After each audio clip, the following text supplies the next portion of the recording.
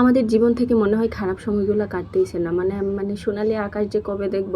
এই যে জুলাই গেল, এত রক্তের বন্যা দেখেছি, মানে নিজেকে তখন ট্রমাটাইজড হয়ে গেছিলাম। এমন একটা অবস্থায় এত রক্ত, এত গুলি।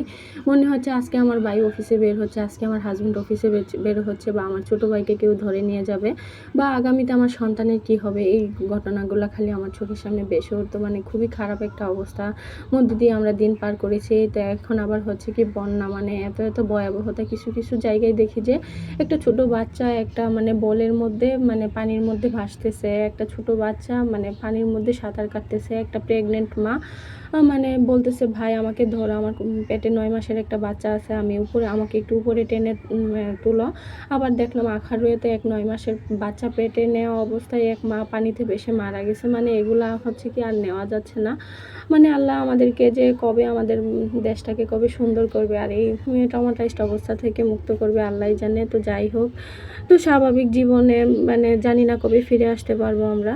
তো এদিকে হচ্ছে কি দুপুরে রান্নাবান্নার আয়োজন তো করতে হবে। তো এই জন্য মানে ইচ্ছা করতেছে না কোনো কিছু। তারপর রান্নার জন্য লাউ কেটে নিচ্ছি। আর আমার হাজব্যান্ড লাউটা তেমন পছন্দ করে না, আমি আর আমার বাচ্চা খাই। তো মানে নিউজ ফিড ঘাটলেই খালি এইসব ঘটনাগুলো চোখের সামনে ভেসে উঠতেছে। তো এই যে ঘটনাগুলো আসলেই খুবই মানে মর্মাহত করতেছে। আল্লাহ কবে ঠিক করবে, আর এই যে বন্যা দুর্গত মানুষগুলা যে কবে পায় পানিবন্দী অবস্থা থেকে মুক্তি পাবে। কারো তো একদম নিঃস্ব হয়ে গেছে একদম, মানে এদের মুরগির খামার, হাঁসের খামার, যারা খামারি আছে বা যাদের মানে মাছের পুকুর বলেন, বা কিছু মহিষ দেখলাম একদম ভেসে যাচ্ছে। কারো মুরগির খামারের মানে সবগুলা মুরগি একদম ভেসে আছে পানির মধ্যে।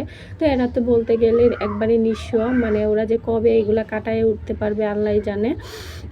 তো এইসব ঘটনাগুলো খুবই মানে কষ্টকর আর প্যারাদায়ক। মানে আল্লাহ মনে হচ্ছে কি আমাদেরকে এক সময় একটা পরীক্ষায় ফেলাচ্ছে।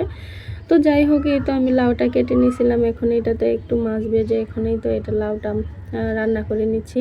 তো আপনারা কে কীভাবে রান্না করেন? আমি হচ্ছে এই তো মানে পেঁয়াজ আর একটু আদা রসুন আর জিরা দিই এটার মধ্যে, আর হালকা হলুদ মরিচ নিয়েই তো এর যে মশলা যেগুলো আছে এগুলো দিয়ে মানে তারপর মানে লাউ ছেড়ে তারপর রান্না করি। আমার শ্বশুর বাড়িতে দেখতাম হচ্ছে কি তারা ডিরেক্ট সিদ্ধ করতো, সিদ্ধ করার পরে এটাকে আবার হচ্ছে কি ফোড়ন দিত। ওইভাবে মানে একজন আসলে লাউ একভাবে রান্না করে, কিন্তু আমার লাউ রান্না এতটা পারফেক্ট হয় না, মাঝে হয়, মাঝে হয় না। তো এই তো লাউগুলো ছেড়ে দিলাম, আর এটাকে ভালো করে কষায় নিব। আর আজকে লাউটা অনেক কচি ছিল, তো ওইভাবে পানি দেওয়া লাগবে না, মানে এটা থেকেই পানি উঠবে।